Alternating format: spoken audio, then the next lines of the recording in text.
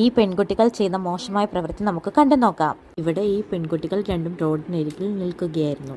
അപ്പോഴാണ് അവരുടെ നോട്ടത്തിൽ കാഴ്ചയില്ലാത്ത ഒരു ഭിക്ഷക്കാരനെ കാണുന്നത്. ശേഷം പരസ്പരം നോക്കി അവർ രണ്ടുപേരും പറയുന്നു, അയാളുടെ പാത്രം നോക്ക്, ഒരുപാട് പൈസ ഉണ്ട്, അത് നമുക്ക് പോയി എടുക്കാമെന്ന്. അങ്ങനെ ആ പണം മുഴുവൻ അവിടെ നിന്ന് എടുക്കുന്നു.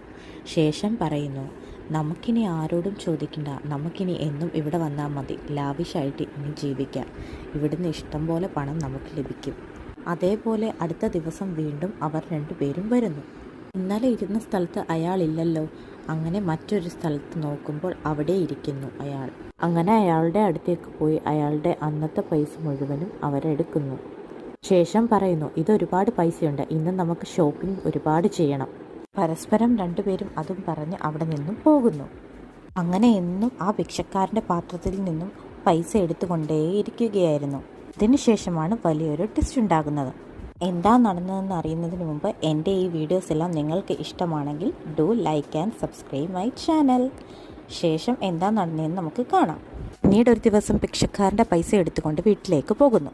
വീട്ടിൽ വന്നതും അവരുടെ അച്ഛൻ അവരോട് പറയുന്നു, അവിടെ നിൽക്കാൻ. നിങ്ങൾ എൻ്റെ മക്കളാണെന്ന് പറയാൻ തന്നെ എനിക്ക് നാണക്കേടാകുന്നു. എന്ത് കാര്യം ചെയ്തിട്ടാണ് നിങ്ങൾ ഇങ്ങോട്ട് വന്നത്? പിച്ച എടുത്തുകൊണ്ടിരിക്കുന്ന ആളുടെ കയ്യിൽ നിന്ന് എന്തിനാണ് നിങ്ങൾ പൈസ എല്ലാം എടുക്കുന്നത്? നിങ്ങൾക്ക് എല്ലാ ആഴ്ചയിലും നിങ്ങൾക്ക് ആവശ്യമുള്ള പൈസ തന്നുകൊണ്ട് തന്നെയല്ലേ ഞാൻ ഇരിക്കുന്നത്. പിന്നെ എന്തിനാണ് നിങ്ങൾ ഇങ്ങനെയെല്ലാം ചെയ്തത്?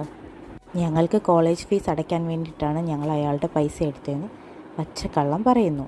നിങ്ങൾ ഈ പൈസ എല്ലാം എടുത്ത് എന്താ ചെയ്തതെന്ന് എനിക്ക് നല്ലപോലെ അറിയാം. ഞാനൊരു ദിവസം റോഡിലൂടെ നടന്നു പോവുകയായിരുന്നു. അപ്പോഴാണ് നിങ്ങൾ ആ ഭിക്ഷക്കാരൻ്റെ പാത്രത്തിൽ നിന്നും പൈസ എടുക്കുന്നത് ഞാൻ കണ്ടത്. ഇനി മേലാൽ നിങ്ങൾ രണ്ടുപേരും എൻ്റെ മുൻപിൽ വന്നു പോകരുത്. അങ്ങനെ ആ പെൺകുട്ടികൾ ക്ഷമയൊക്കെ ചോദിക്കുന്നു. അപ്പോൾ അച്ഛൻ പറയുന്നു, ഇനി മേലാൽ ഈ വീടിൻ്റെ പരിസരത്തോട്ട് വന്നേക്കല്ല, നിങ്ങൾ ഹോസ്റ്റലിൽ തന്നെ നിന്നാൽ മതി. ഇതാണ് ഞാൻ നിങ്ങൾക്ക് തരുന്ന ശിക്ഷ.